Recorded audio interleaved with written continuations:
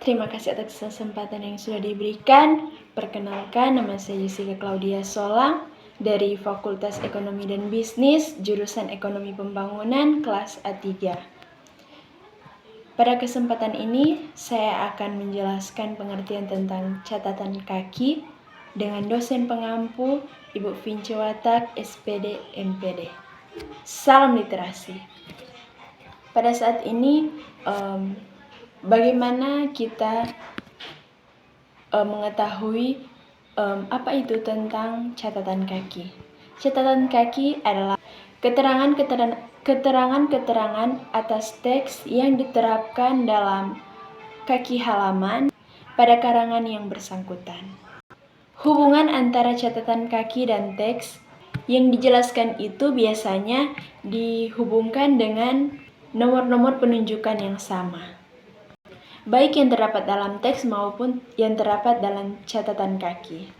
Contohnya dalam menggunakan tanda kata atau tanda asterik, seringkali juga menggunakan tanda salib pada halaman yang bersangkutan. Selanjutnya, cara membuat catatan kaki, yaitu selain kutipan yang dimasukkan dalam teks, ada juga kutipan yang ditempatkan pada catatan kaki. Hal-hal yang harus juga diperhatikan dalam membuat catatan kaki seperti nama pengarang harus ditulis lengkap, tidak terbalik. Yang kedua, antara nama pengarang dan judul buku dipergunakan tanda koma. Yang ketiga, tempat dan tahun terbit ditempatkan dalam tanda kurung. Di sini ada beberapa contoh teks yang sudah dikutip dalam buku tersebut. Bagian A, referensi pada buku dengan seorang pengarang. Bagian B, referensi pada buku dengan 2 orang atau 3 pengarang. Bagian C, referensi buku dengan banyak pengarang. Ya, bagian D, kalau edisi berikutnya mengalami perubahan. Bagian E, yaitu buku yang terdiri dari 2 jilid atau lebih. Bagian F, sebuah edisi dari karya seorang pengarang atau lebih.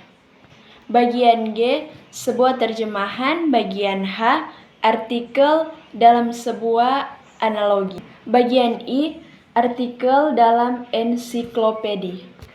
Bagian J, referensi pada artikel majalah. Pada bagian K, referensi pada artikel harian. Bagian L, tesis dan disertai yang belum diterbitkan.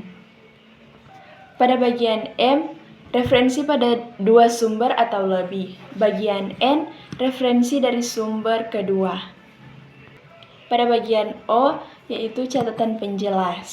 Dan pada akhir yaitu P, referensi dan catatan penjelas. Itulah sebagian dari penjelasan dari saya tentang pengertian catatan kaki, dan jika masih ada kekurangan, mohon dimaafkan. Terima kasih, salam literasi.